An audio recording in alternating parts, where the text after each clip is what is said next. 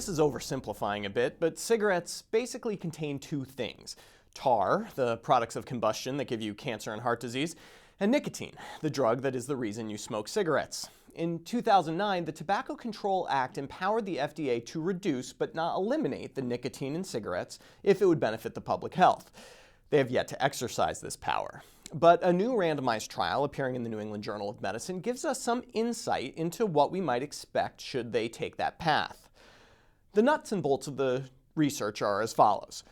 Researchers primarily from the University of Pittsburgh randomized 839 individuals into one of 7 groups: your usual brand of cigarettes, a study cigarette containing the normal 16 milligrams of nicotine, or 5 other study cigarettes containing reduced doses of nicotine down as low as 0.4 milligrams. That's 1/40th of a standard dose. The study participants, who were all smokers with no desire to quit, received free cigarettes and some money for their participation in the 6-week study. The question is, what would happen to those randomized to the lower dose groups? Would they smoke more cigarettes to compensate? Would they just buy regular cigarettes down the street? Would they give up on smoking altogether?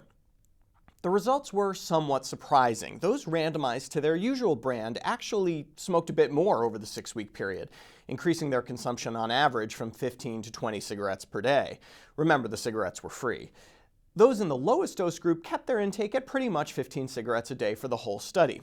Urine nicotine metabolite levels were lower in the low dose group, suggesting they weren't cheating too much with store-bought cigarettes.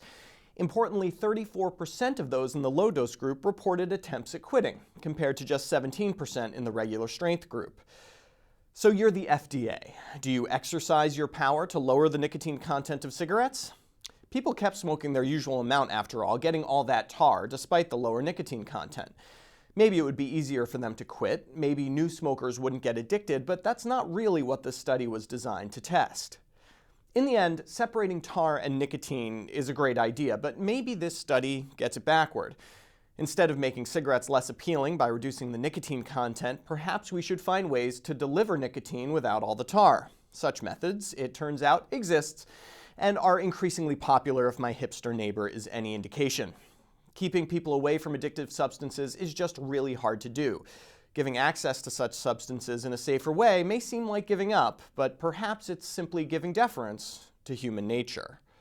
For MedPage Today, I'm Perry Wilson.